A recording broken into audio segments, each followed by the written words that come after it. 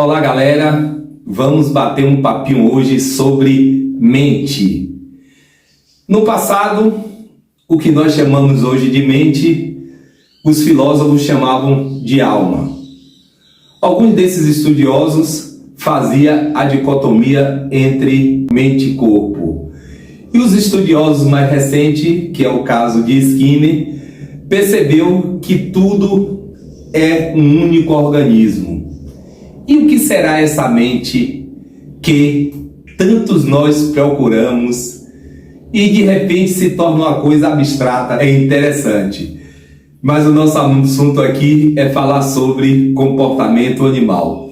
Mas não podemos de fazer um link com as questões humanas, porque sabemos que todos são animais dentro desse hemisfério chamado planeta Terra. Tudo é filho dessa Terra. Quando nós fazemos a diferença de um animal não humano e de um animal humano, simplesmente nós tomamos por posse as questões humanas, que o ser humano é o único animal que é detentor da razão. E que razão seria essa? Interessante, né, pessoal? É um papo que nós poderíamos bater aqui, explorar e esgotar horas e horas e horas. É bom lembrar que os cães também têm as suas interações comportamentais.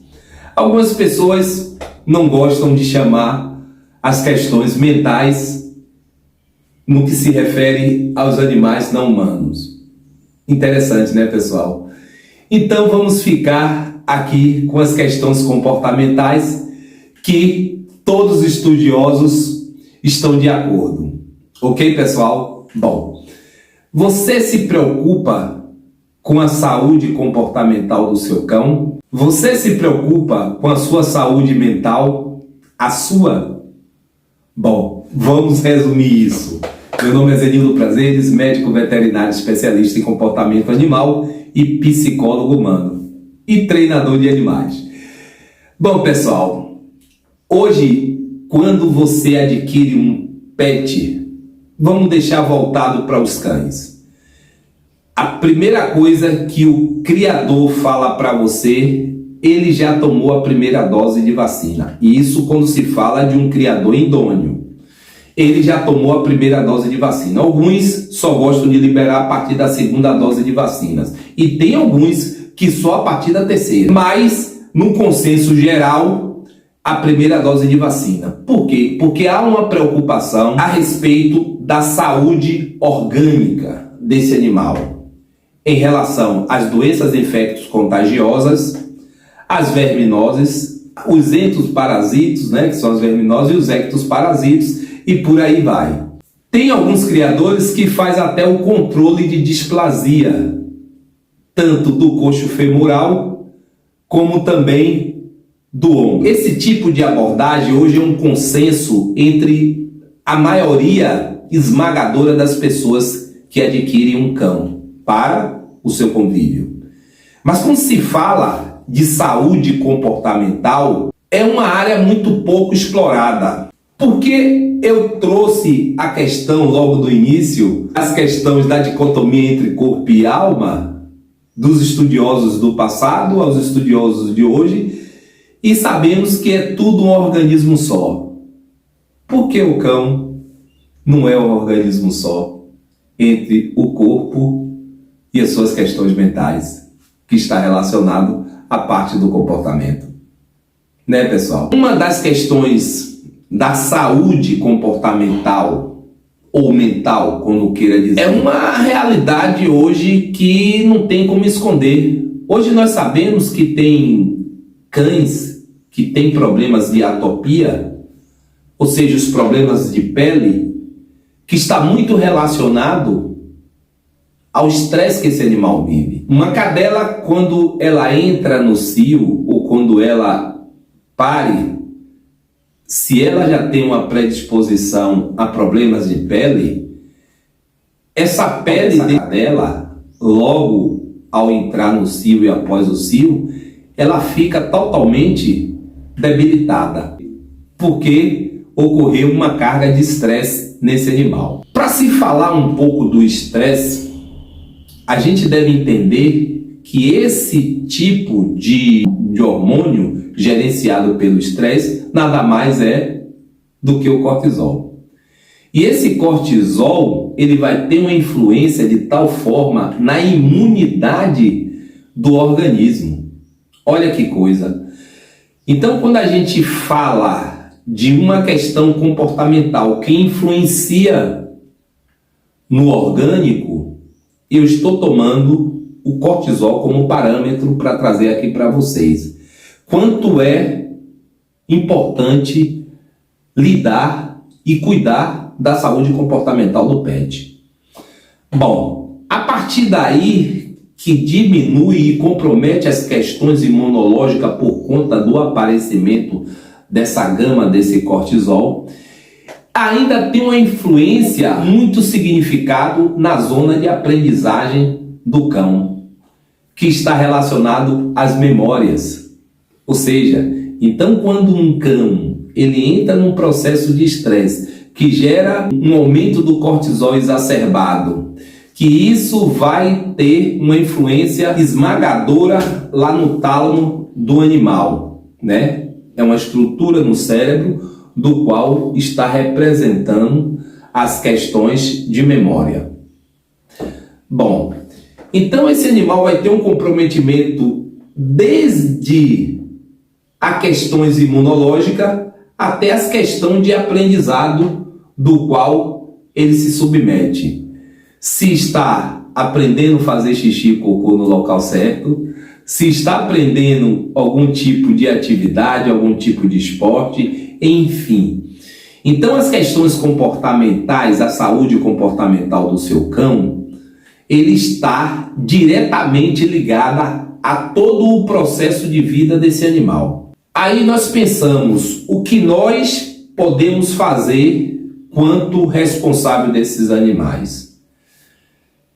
Hoje a antropomorfização é uma questão bem discutida no meio, porque existem pessoas que conversam com os animais, conversam com plantas, conversam com o seu estojo de maquiagem, outros conversam com o seu carro, enfim, a antropomorfização ela está presente no comportamento humano.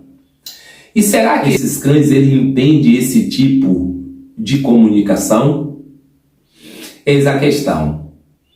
Sabemos que os animais, os cães, os gatos, as aves, enfim, elas têm um repertório comportamental da qual ela consegue mandar um estímulo para o seu interlocutor, no caso, né, para o seu organismo, ou seja, que está conversando dentro de ações comportamentais, de expressões comportamentais e voltar. Se diz que existe uma comunicação é quando o emissor altera o comportamento do receptor.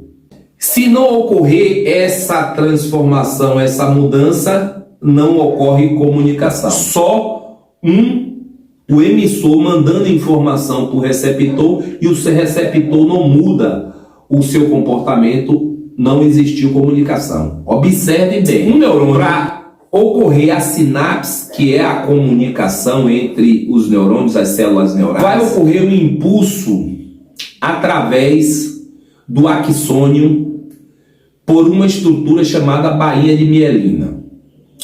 Esse impulso ele é saltitante que vai ter o contato com outro neurônio, que esse outro neurônio vai mudar o comportamento dele, que vai fazer um outro tipo de estímulo no outro neurônio.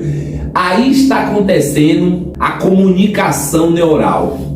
Porque se um neurônio, observe bem, se um neurônio ele dispara um impulso através do seu axônio pelas baías de mielina, em impulso saltatório, e o outro neurônio não muda o comportamento dele, não houve sinapse. Se não houve sinapse, não houve comunicação. E como querer que um cão, você converse com ele e você não mude o comportamento dele e dizer que está ocorrendo comunicação?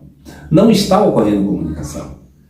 Por quê? Porque não está ocorrendo mudança de comportamento. Bom, falando ainda de neurônio, quando esse mesmo neurônio manda o impulso para o outro neurônio, existe uma área chamada fenda sináptica, né? Que é dessa fenda sináptica que vai ser depositado o sistema químico que é função do neurônio para mudar o comportamento do outro neurônio. Bom, vamos voltar um pouco aqui para questões comportamentais, porque senão nós vamos viajar aqui nessa questão. Então eu posso dizer para você agora, quando você for fazer a primeira vacina, a segunda vacina do seu cão, procure observar como está a saúde comportamental do seu cão, porque você vai ter um cão com a pele melhor, com um sistema de imunidade melhor, com aprendizado melhor, todo um sistema de saúde, porque é tudo integrado. Mas se você tem dúvida e não conhece ainda as questões comportamentais de um cão e do seu repertório comportamental como um todo, aqui dentro do nosso canal tem vários vídeos falando sobre esse assunto. É só você entrar lá na playlist e fazer uma busca que você vai ficar muito embasado sobre o tema desse vídeo de hoje. O que é que você pode fazer nesse momento com informação, digamos, simplória ou máxima que você possa ter? É diminuir a gama de estresse nesse animal. Olha, quando eu digo diminuir a gama de estresse desse animal, eu não estou dizendo que o animal não consiga viver sem estresse. Até mesmo porque o estresse, até certo ponto, ele pode ser benigno. E ele é responsável pela evolução do organismo, tanto das questões comportamentais como das questões orgânicas. Tem vários estudos que relatam, pesquisador que agora me fugiu a mente, mas se voltar eu falo aqui ainda no vídeo, fez um experimento onde animais que não tinham estímulos de estresse não desenvolvia questões imunológicas satisfatórias em relação ao meio. Mas eu estou falando do estresse crônico.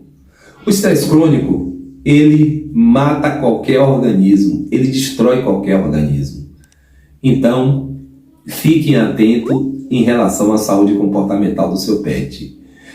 Não antropomorfize o seu pet de forma exacerbada. Um bate-papo informal, tudo bem, mas um bate-papo formal, não. Quando eu falo de bate-papo informal, é aquele que você fala sem coisa nenhuma. Mas quando você quer mudar o comportamento do seu pet, tem que ser formal, tem que ser dentro das questões comportamental do seu pet, em cima da comunicação que ele entende. Da mesma forma que um neurônio, para se comunicar com o outro, para ocorrer uma sinapse, ele precisa usar o meio de comunicação, o qual o sistema neural entende. Da mesma forma como você vai se comunicar com o seu cão, você tem que usar dessa mesma forma. Como entrar no elevador, como sair do elevador, como sair de sua casa, como não sair de sua casa, como passear com seu pet, como não passear com seu pet, como oferecer o alimento com seu pet. E uma dica muito importante para nós finalizarmos esse vídeo: enriqueça o ambiente do seu pet, porque o enriquecimento ambiental é tudo aquilo que é vital para a existência da espécie em questão. Então a dica que eu posso deixar: enriqueça o ambiente do seu pet, que você já está diminuindo muito as questões do estresse e com certeza tratando das questões comportamentais. Um forte abraço, fiquem todos com Deus e sobe com os dois pés, dá uma voadora naquele like, porque só assim o Dr. Z vai desestressar. É brincadeirinha, pessoal. Um forte abraço, até os próximos vídeos e até lá.